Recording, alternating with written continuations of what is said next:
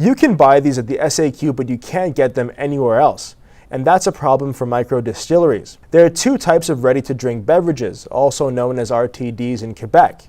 Malt-based RTDs you can buy only at grocery stores and dépanneurs, while these spirit-based RTDs you can only get at the SAQ. And the microdistillery industry is trying to change that. Revenues from spirit-based ready-to-drink sales will be reinvested in jobs, innovation, regional economic development, and it would strengthen sector. Lambert says limiting the sale of spirit-based drinks because of one ingredient is an antiquated and arbitrary rule, since they have the same potency as malt-based ones. Producers and retailers are sending exactly the same message on this issue. So from one hand of the value chain to the other, and when that happens, it usually means the rules no longer reflect the economic reality or what is actually happening underground with consumers and businesses. As of right now, all spirits are checked through the SAQ, but more importantly, it could have negative impacts on local brands in the long term.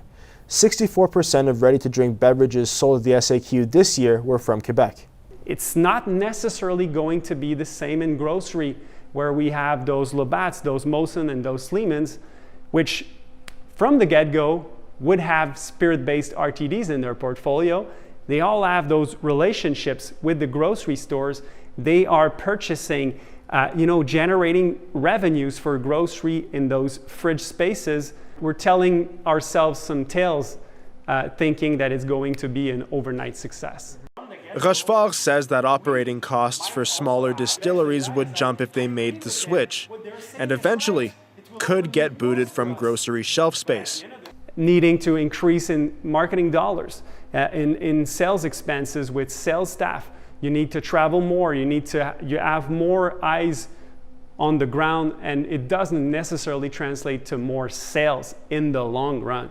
A public health association says before expanding, the provincial government should be cautious. Any opening market, any new policies should be evaluated, and we should evaluate the consequences on health, not just economics. It's a change in law or regulation, and this regulation should be evaluated.